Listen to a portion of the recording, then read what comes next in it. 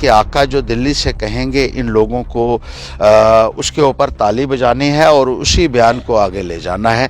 इनका अपने हाथ में ना कुछ है और ना ये कुछ कर सकते हैं। हर्षदेव इन जालिमों के साथ हमेशा लड़ता रहेगा। सच्चाई पे ऊपर चलता हूँ इसलिए बोल सकता हूँ।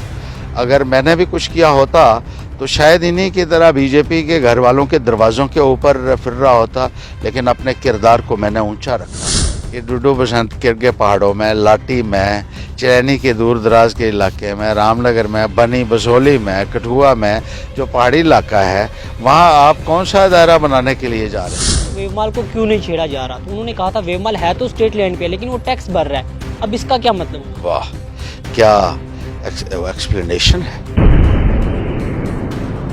वेवमाल चूंकि बहुत बड़ा, एक बहुत पैसे वाला है, अरबों रुपया है उसके ऊपर लगा हुआ, और वो लोग आपका ऐसा लगता है कि अच्छे से जो है वो आप भगत कर रहे हैं। बाकी जो बीजेपी वाले हैं, क्या ये दूध के दूल्हे हैं जो अभी अभी ज्वाइन हुए हैं? क्या हर्षदेव सिंह के पास भी स्टेट लैंड का कुछ हिस्सा है या नहीं? अगर मेरे पास होता ना तो आज तक मैं कहीं तिहाड़ जेल में होता। मेरे पास कहीं भी कोई घर नहीं रहा है। जो उधमपुर में भी घर था वहाँ मेरे भाई रहते हैं, उनका परिवार हो गया है, जो पुश्तैनी मकान था। और जम्मू में भी मेरे पास घर नहीं है, यहाँ भी मैं किराए के मकान पर रह रहा हूँ।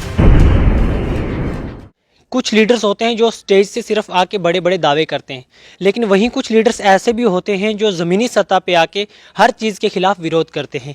ऐसे ही एक लीडर हैं हर्षदेव सिंह, जिनका नाम अक्सर आपने सुना होगा। कभी कहीं भी प्रोटेस्ट करना हो वहाँ पे हर्षदेव सिंह जी पहुँच जाते हैं, चाहे वो एलजी के खिलाफ हो, एडमिनिस्ट्रेशन के खिलाफ हो, भाजपा के खिलाफ हो, या किसी भी और चीज़ पे कोई भी प्रोटेस्ट करना हो ज़मीनी सतह पे आके, तो वहाँ पे हर्षदेव सिंह जी अक्सर मौजूद होते हैं। तो सर, सबसे पहले वक्त देने के लिए बहुत बहुत शुक्रिया। सर, कल आपको राजभवन से डिटेन किया गया, क्या ज़रूरत पड़ी आपको राजभवन पहुँचने की? देखिए, जिस तरीके से गरीब लोगों को प्रताड़ित किया जा रहा है, परेशान किया जा रहा है, उनकी ज़मीनें उनसे छीनी जा रही हैं, उनके मकान जो है वो ढहाए जा रहे हैं, और सरकारी बोर्ड जो है उनकी ज़मीनों के अंदर या मकानों के ऊपर चस्पा किए जा रहे हैं कि भाई आप ये ज़मीन छोड़ दो, इसके ऊपर आपका अधिकार नहीं रहा, इस दुकान पे अधिकार नहीं रहा, इस मकान के ऊपर अधिकार नहीं रहा। तो बहुत देर से ये चर्चा चल रही थी कि इन गरीब लोगों को परेशान नहीं किया जाना चाहिए, और आप कोई कार्रवाई करनी है तो ठीक है, आप जो बड़े बड़े सरमाएदार लोग हैं, बड़े बड़े पैसे वाले शाहूकार लोग हैं, जिन्होंने करोड़ों रुपए की ज़मीनें दबाई हुई हैं, या वो मंत्री रहे हैं, या विधायक रहे हैं, या मेंबर पार्लियामेंट रहे हैं, जिन्होंने अपनी पद का और रुतबे का गलत इस्तेमाल करते हुए ज़मीनें घेरी हैं, चाहे वो स्टेट लैंड्स हैं, फॉरेस्ट लैंड्स हैं, जेडीएस की लैंड्स हैं, उन ज़मीनों को आप रिट्रीव कर सकते हैं। लेकिन एक गरीब आदमी के ऊपर ज़ोर ज़बरदस्ती करना, उसको बेदखल करना, उसके ऊपर जो है फोर्स इस्तेमाल करना, ये सरासर गलत है। और इस संदर्भ में हमने बार बार कहा, लेफ्टिनेंट गवर्नर महोदय को कहा, दिल्ली जाकर हमने प्रधानमंत्री महोदय के कार्यालय में जाकर वहाँ ज्ञापन दिया था कि आप गरीबों के ऊपर जुल्म करना बंद कर दीजिए, और ये कार्रवाई जो है वो गरीबों के खिलाफ नहीं होनी चाहिए। तो उसके बावजूद भी ये सब चल रहा था, और अक्सर ये कहा जाता था कि जो अधिकारीगण है वो ये कहते थे कि ऊपर से कोई लिखित आदेश ही नहीं आ रहा है, न दिल्ली से आ रहा है, न जम्मू कश्मीर में जो गवर्नर हैं उनकी तरफ से आ रहा है। तो महज बयानबाजी देकर एक ऐसा लग रहा था एलजी महोदय भी कहीं ना कहीं जो है वो दोहरा मापदंड अपना रहे हैं। बयान दे देते हैं अखबारों में कि कार्रवाई नहीं होगी, और लिखित तौर पर वो आदेश जो है वो ऑफिसर्स को नहीं मिल रहा है, जिसकी वजह से ऑफिसर्स भी अपने आप को हैंडीकैप्ड मान रहे थे, और कार्रवाई जो है वो गरीब लोगों के खिलाफ चल रही थी। लगातार जो भाजपा के नेता हैं वो तमाम लोग यही कह रहे हैं इससे गरीबों पे कोई असर नहीं पड़ने वाला, जो लैंड माफिया हैं, लैंड ग्रैबर्स हैं, सिर्फ उन्हीं पे असर होगा इसका। देखिए, कितनी ही जगहों पे उन्होंने जो है वो गाँव में, पहाड़ी इलाकों में सरकारी बोर्ड लगा दिए हैं ज़मीनों के ऊपर। एक एक गांव में कई 100 कनाल जगह के ऊपर बोर्ड लगा दिए हैं कि ये जगह सरकार की है, इसके ऊपर आप कोई अपना फसल नहीं उगा सकते। जिन्होंने फसल उगाई है वो कहते हैं ये काट नहीं आप सकते हैं। तो ये तमाशा एक जो किया जा रहा था भारतीय जनता पार्टी की तरफ से, एक लोगों को जो है वो चीट किया जा रहा था, एक मजाक किया जा रहा था कि रोज़ बयानबाजी हो रही है, एलजी द्वारा भी हो रही है कि नहीं किया जा रहा है, और ज़ोर ज़बरदस्ती ही उन लोगों के साथ की जा रही है कि जो थोड़ी थोड़ी ज़मीनें जिनके पास हैं, गांव में बड़ी मुश्किल से उन्होंने तैयार की हुई थी। और ये एक डबल स्टैंडर्ड्स थे इनके, जिसके लिए ज़रूरी था कि एलजी महोदय को भी बात समझ में आए कि नीचे ज़मीनी सतह के ऊपर क्या हो रहा है और किस तरीके से गरीबों के ऊपर जुल्म ढाया जा रहा है। बात कहना कुछ अलग बात है, लेकिन उसके ऊपर अमल करना भी बहुत ज़रूरी है। और यही अमल करने की जो है एक सलाह और एक मशवरा कह लीजिए, या एक जो लोगों के अंदर आक्रोश था उसको प्रकट करने के लिए एलजी हाउस के बाहर जाकर, गवर्नर के दरवाजे के बाहर जाकर हमें ये प्रोटेस्ट करना पड़ा कि आपकी कथनी और करनी में एक बहुत बड़ा अंतर है। सर, बात करें जिस तरह से एलजी एडमिनिस्ट्रेशन की बात करें या बीजेपी की बात करें, वो कह रहे हैं हम नए नए प्रोजेक्ट यहाँ पे इंप्लीमेंट करना चाहते हैं, लेकिन हमारे पास उसके लिए ज़मीन नहीं है, इसीलिए हम ये स्टेट इंक्रोचर से ज़मीनें छीन रहे हैं। उन जगहों पे हम जीएमसी बनाएंगे, वुमेन कॉलेजेस बनाएंगे, इस तरह की बहुत दीगर डेवलपमेंटल चीज़ हम वहाँ पे बनाएंगे। जहाँ बनानी थी वहाँ तो आपने बनाई नहीं, लोग भी जहाँ देते थे वहाँ आपने बनाई नहीं। मुझे बताइए कि डुडू बसंतगढ़ के पहाड़ों में, लाटी में, चैनी के दूर दराज के इलाके में, रामनगर में, बनी बसोली में, कठुआ में जो पहाड़ी इलाका है, वहाँ आप कौन सा दायरा बनाने के लिए जा रहे हैं? शुक्र मनाइए कि उन लोगों ने उस ज़मीन को उपजाऊ बनाया, ज़रखेज़ बनाया, अपनी मेहनत से तैयार किया, उसके ऊपर वो फसल उगा रहे हैं, अनाज उगा रहे हैं, जिस अनाज से आज दुनिया अपना पेट भर रही है। ये किसानों की वजह से ही है। ये जो मुल्क में आप लोग जो है पैदावार होती है और सब लोग खाते हैं। अगर आप वो भी उनसे वेकेट कर देंगे तो ऐसी जगह हैं जहां सरकार के नुमाइंदे कभी पहुंचे भी नहीं होंगे सारी ज़िंदगी में भी, लेकिन अब वो खाली करवाने के लिए वहां पहुंच रहे हैं। तो ये सरासर गलत है। और एक गाँव के लोगों के साथ, गरीब लोगों के साथ, किसानों के साथ एक बहुत बड़ी ज़्यादती है, एक बहुत बड़ा पाप मैं इसको कहूँगा। सर, लगातार जिस तरह से बात करें जम्मू की, आपने देखा होगा बठिंडी सुजमा में एक प्रोटेस्ट निकला था, जहाँ पे वहाँ पे कुछ ऑफिशियल्स के सामने ये बात रखी कि अगर आप एमजी हेक्टर पे एंटी इंक्रोचमेंट ड्राइव स्टार्ट करें तो वेवमाल को क्यों नहीं छेड़ा जा रहा। तो उन्होंने कहा था वेवमाल है तो स्टेट लैंड पे, लेकिन वो टैक्स भर रहा है। अब इसका क्या मतलब हुआ? वाह, क्या एक्सप्लेनेशन है। जैसे ये शोरूम तोड़ा गया, इस लाइन में बहुत सारे ऐसे शोरूम और भी हैं, उनको क्यों नहीं तोड़ा गया?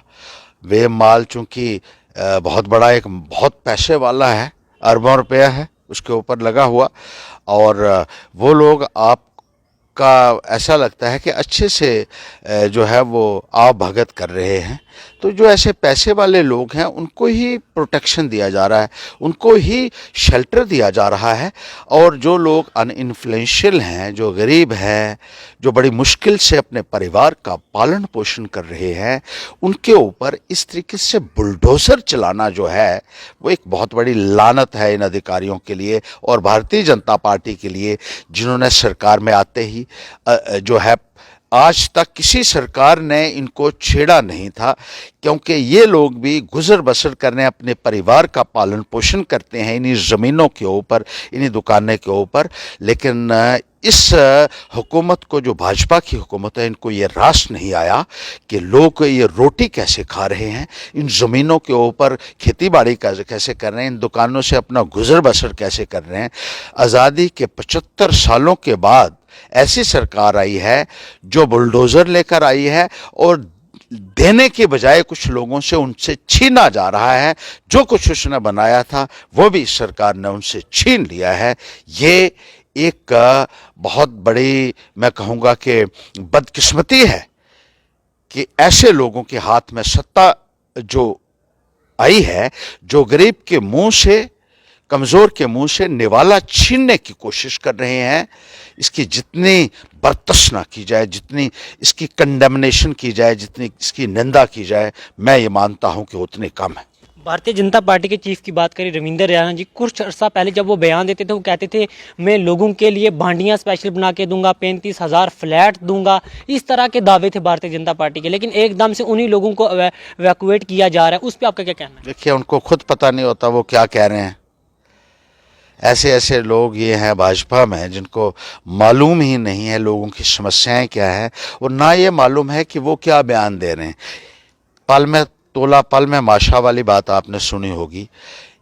कभी कुछ कहेंगे, कभी कुछ कहेंगे, और इनका काम सिर्फ यही है कि इनके आका जो दिल्ली से कहेंगे इन लोगों को उसके ऊपर ताली बजानी है और उसी बयान को आगे ले जाना है। इनका अपने हाथ में ना कुछ है और ना ये कुछ कर सकते हैं, और ना ही ये कुछ करने की इनकी मंशा है। इनसे कुछ भी उम्मीद करना वो जो ठीक नहीं है। और इनको मैं बता दूं कि भारतीय जनता पार्टी के बहुत सारे ऐसे लोग हैं जिन्होंने अरबों रुपए की ज़मीनें घेरी हुई हैं, उनके ऊपर कोई कार्रवाई नहीं हो रही है। जो लोग पहले दूसरी पार्टियों में थे और जिन्होंने ज़मीनें घेरी, जिन्होंने बड़े बड़े अदारे बनाए और खूब पैसा लूटा, वो अब बीजेपी में चले गए हैं और उसका संरक्षण उनको मिल रहा है। बीजेपी इन लोगों के सिरों के ऊपर हाथ रख रही है जो चोरी करते रहे, डाके डालते रहे। बहुत सारे ऐसे हैं बीजेपी के नेता जिन्होंने बड़ी बड़ी कॉलोनियाँ काटी। कौन कौन सी ज़मीन थी इसका कोई ना खुलासा किया जा रहा है सरकार द्वारा, और ना ही इसमें इन्वेस्टिगेशन करने की कोशिश की जा रही है, बल्कि वो कॉलोनियाँ बना बना कर उन्होंने लोगों को बेच दी है। मैं पूछना चाहता हूँ गवर्नर महोदय, ऐसे लोगों के खिलाफ क्या कार्रवाई होगी जिन्होंने इस किस्म के इलीगल कारनामों को अंजाम दिया है और सरकारी और दूसरी ज़मीनें जो हैं वो काट काट कर अभी लोगों को बेच दी हैं। उन लोगों के खिलाफ आप क्या कर रहे हैं? सिर्फ इसलिए कि अब वो बीजेपी में आपकी शरण में आ गए हैं, इसलिए उनको बरी कर देना या उनको खुली छूट दे देना, उनके खिलाफ कार्रवाई नहीं करना, क्या ये जायज़ होगा? आप अपनी अंतरात्मा से भी ज़रूर पूछिएगा। ये मैं बीजेपी सरकार से कहना चाहता हूँ, नरेंद्र मोदी जी से कहना चाहता हूं जो बड़े दावे करते थे कि ना खाऊंगा ना खाने दूंगा। एलजी महोदय से पूछना चाहता हूं कि ये कहां तक जायज़ है, और अगर अंतरात्मा इन अधिकारियों की जिंदा है तो इन बीजेपी के लोगों के ऊपर कार्रवाई ज़रूर होनी चाहिए जिन्होंने करोड़ों और अरबों रुपए की ज़मीनें हड़प कर ली और एक गरीब के ऊपर बुलडोज़र चलाने की जो आज बात कर रहे हैं। सर, जिस तरह से आप भी कह रहे हो बीजेपी के लीडरों की बात कर रहे हो, तमाम जितनी अपोजिशन पॉलिटिकल पार्टीज हैं वो 2-3 लोगों के नाम लगातार ले रही हैं। वो deputy chief minister Kavinder Gupta की बात की जाए या निर्मल सिंह की बात की जाए, लगातार उनको ब्लेम करें कि उनसे ज़मीनें क्यों नहीं वापस ली जा रही। लेकिन जब भाजपा से ही बात करें, भाजपा कहती है हमने कविंदर गुप्ता जी से भी ज़मीन वापस लिया है, डॉक्टर निर्मल सिंह से भी लिया है। इस पर आप क्या कहना चाहेंगे? देखिए, मैं ये आपसे कहूँगा कि एक या दो आदमियों का नाम लेने से कुछ नहीं होगा। बाकी जो बीजेपी वाले हैं, क्या ये दूध के दूल्हे हैं जो अभी अभी ज्वाइन हुए हैं? क्या इनकी चर्चा नहीं है कि जम्मू में इन्होंने करोड़ों और अरबों रुपए की ज़मीनें घेरी हैं, सांबा में घेरी हैं, उधमपुर में घेरी हैं? सबको मालूम है, लेकिन उसके बावजूद भी इन लोगों के खिलाफ कार्रवाई नहीं होती है। जो इनके मंत्री रहे हैं उन्होंने भी घेरी, जो इनके एमएलए रहे उन्होंने भी घेरी, और जो दूसरी पार्टियों में यही धंधा करते रहे हैं वो आज बीजेपी की शरण में चले गए, उनकी गोदी में बैठ गए हैं और उनके खिलाफ भी कोई कार्रवाई नहीं हो रही है। तो इस संदर्भ में भी तो बीजेपी को जवाब देना होगा। सर, हम जानना चाहेंगे क्या हर्षदेव सिंह के पास भी स्टेट लैंड का कुछ हिस्सा है या नहीं? अगर मेरे पास होता ना तो आज तक मैं कहीं तिहाड़ जेल में होता, क्योंकि बीजेपी के खिलाफ बोलने वाला मैं ही हूँ और ईमानदारी से चला हूँ, सच्चाई के ऊपर चला हूँ अभी। और सर, आपके बारे में ये उंगली उठाने की जरूरत नहीं कर सकता है। सर, आपके बारे में ये भी कहा जाता है जो एजुकेशन मिनिस्टर रह चुके हो आपको, उसके बावजूद आप जब जम्मू में आज रह रहे हो किराए के घर पे रहे हो, क्या ये हकीकत है? बिल्कुल, मेरे पास कहीं भी कोई घर नहीं रहा है। जो उधमपुर में भी घर था वहाँ मेरे भाई रहते हैं, उनका परिवार हो गया है, जो पुश्तैनी मकान था। और जम्मू में भी मेरे पास घर नहीं है, यहाँ भी मैं किराए के मकान पर रह रहा हूँ और सच्चाई पे ऊपर चलता हूँ, इसलिए बोल सकता हूँ।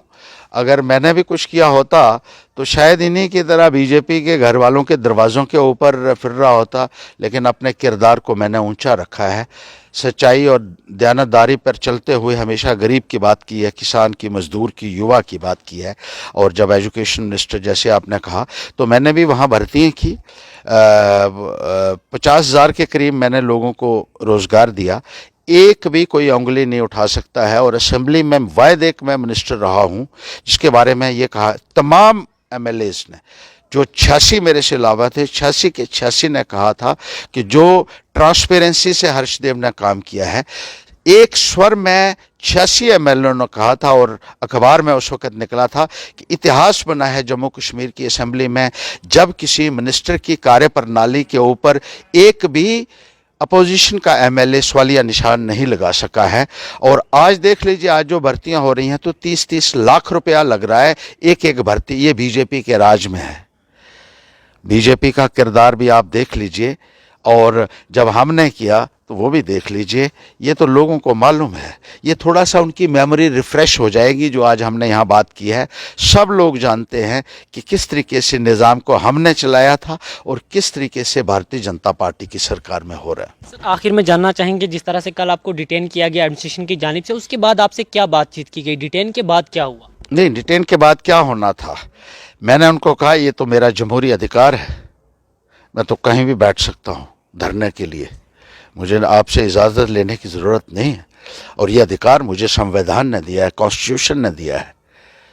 ये मेरा एक फंडामेंटल राइट है कि मैं आवाज़ बुलंद करूं, और गरीब लोगों के लिए तो आवाज़ बुलंद करने से मुझे कोई दुनिया की ताकत नहीं रोक सकती है। मैं गरीब के लिए कोई भी कुर्बानी देने के लिए तैयार हूं। और जब आप सच्चाई के ऊपर चलते हैं तो लोगों को, जो अधिकारी हैं, जो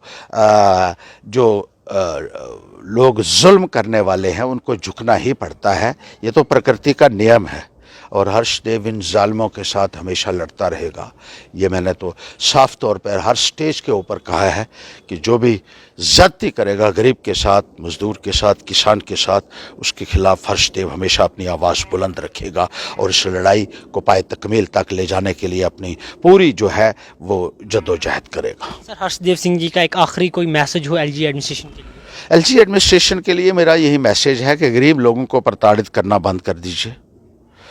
किसानों को, मज़दूरों को जिस तरीके से आप दबा रहे हैं, जिस तरीके से जो है एक गरीब के मुंह से निवाला छीना जा रहा है, ये सरासर इसका हिसाब आपको यहाँ ही नहीं बल्कि ऊपर भी देना पड़ेगा, ये आप याद रखिएगा। और ये भी कहूँगा कि भ्रष्टाचार का बोलबाला बहुत ज़्यादा बढ़ गया है जम्मू कश्मीर के अंदर।